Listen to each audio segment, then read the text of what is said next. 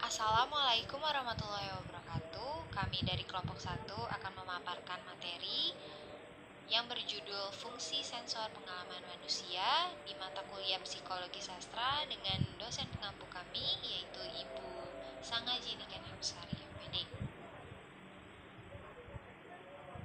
Assalamualaikum. Sebelumnya izinkan saya memperkenalkan kelompok 1.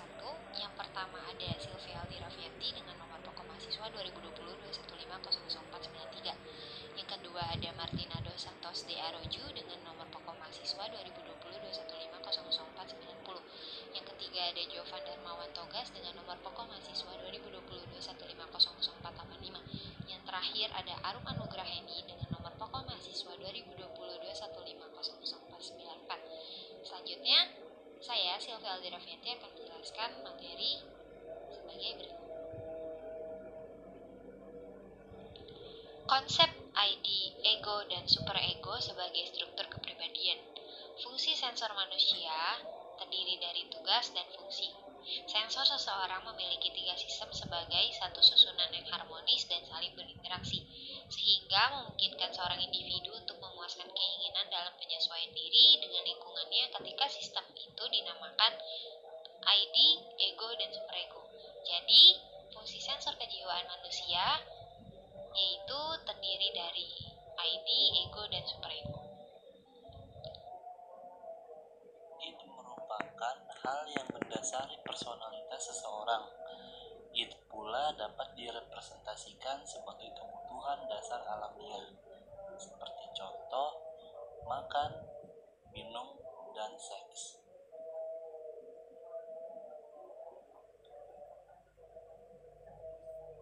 Bagi id, kenikmatan adalah keadaan yang relatif inaktif atau tingkat energi yang rendah, dan rasa sakit adalah tegangan atau peningkatan energi yang mendambakan kepuasan. Pleasure principle diproses dengan 2 cara, yaitu tindak refleks atau reflex actions dan proses primer atau primary process. Proses membentuk gambaran objek yang dapat mengurangi tegangan disebut pemenuhan hasrat atau nose fulfillment, misalnya seperti mimpi, lamunan, dan halusinasi psikotik.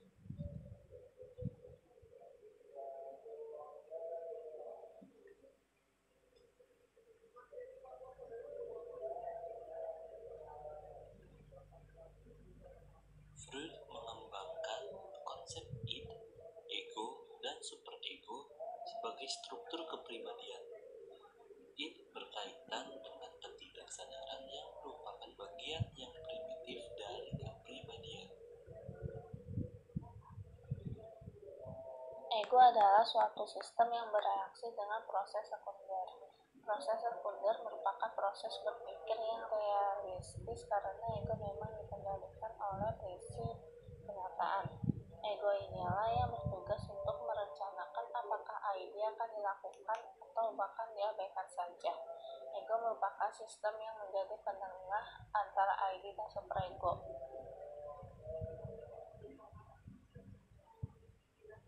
Ego menggunakan logika rasional untuk menerima konteksis objek sebagai realitas yang cocok dengan impuls asli.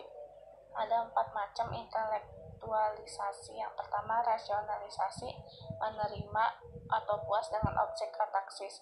Yang kedua, isolasi, mempertentangkan antara komponen afektif dengan kognitif. Yang ketiga, undoing, kecemasan dan dosa akibat negatif atau ditutupi, dihilangkan dengan perbuatan positif.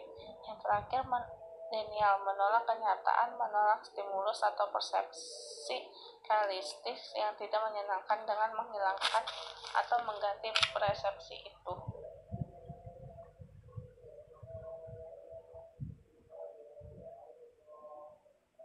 Ketika ego tidak mampu menyeimbangkan antara tuntutan ID dengan realita dan nilai-nilai moral akan terjadi kecemasan atau ansietas.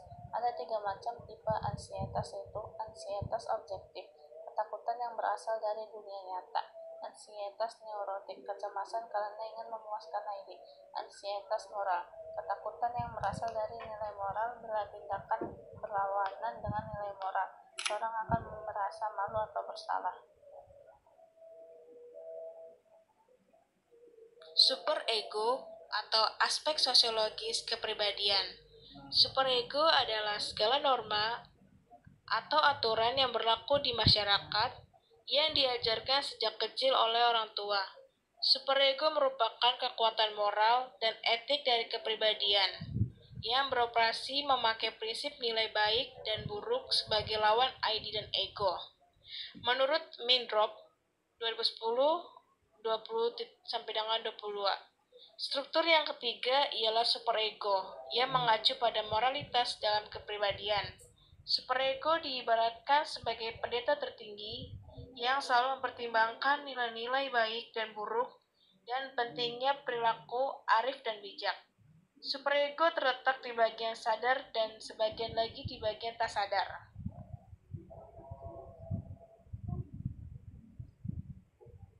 Fungsi utama superego: berusaha untuk mengontrol dan mengatur desakan-desakan, pemuasan keinginan-keinginan ID berupa naluri seksual dan agresi agar tidak menggoyahkan tradisi moral dan menjadi penghalang bagi impuls-impuls seksual dan agresif dari ID karena sangat dikutuk oleh masyarakat. Superego kemudian meminta ego untuk mengganti tujuan realistik dengan tujuan moralistik dan mengejar kesempurnaan. Dengan kata lain, superego cenderung membuat dunia menurut gambarannya sendiri serta menentang baik ID maupun ego. Superego juga menjalankan kontrol atas insting-insting. Perbedaan utama antara superego dan ego yaitu selain menunda pemuasan ID, superego juga tetap berusaha untuk menghalanginya. Terima kasih atas perhatiannya, sudah menyimak materi yang telah kami berikan. Kurang lebihnya mohon maaf. Wabillahi taufiq wal hidayah. Wassalamualaikum warahmatullahi wabarakatuh.